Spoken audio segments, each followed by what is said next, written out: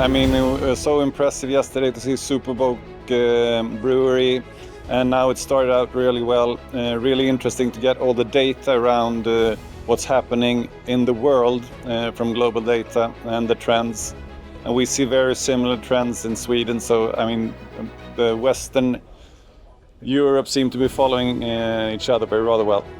No, but then it's the alcohol-free trend, I would say, because it's quite new and it's definitely going to stick with all the health issues as well, which is widely discussed, and that it is a very tasty alcohol-free drink. I've tried alcohol-free wine and that I don't like at all, but alcohol-free beer is actually good. So, for that reason, I really think it's going to stick. And in Sweden, before we had something called light beer. It was up to 2.2%, which was a poor product. And it was just the big brands who did it, and you had it with your simple meals. But the consumers, they demand more, so they need a tasty beer, and it can be low alcohol, and the low alcohol going to become more premium than actually light alcohol beer. In Sweden we see that, so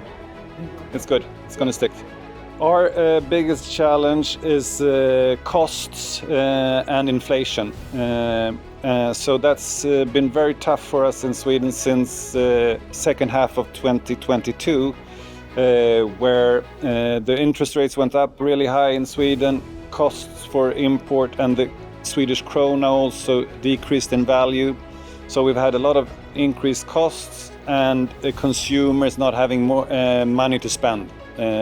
So we, as a craft brewer, the premium segment has decreased with about 20%.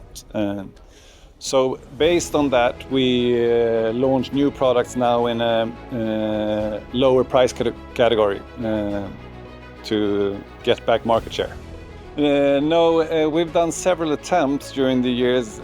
We have a really strong brand in Sweden. 50 to 70% of the people know that Nils Oskar makes beer, but we have in volume about 0.5% of the market. So the brand is very well known. But we've tried abroad, usually with someone who has some connection with Sweden. They think that we should launch this. And it worked for a while, but it's very expensive to build a brand on a new market. When we have such a strong brand in Sweden, we focus on that. I think the Norwegian or the Finnish market could be of interest to us because they're very similar and they like Swedish products. Ecological, sustainable is something the whole industry needs to be moving into in order to be trustworthy and a good choice. And we're so attached to happiness with brewing beer and all the occasions you drink beer in, and therefore we have to be a good companies that take care of the environment and take care of things to make it fun and to make it happy occasions when you consume the products.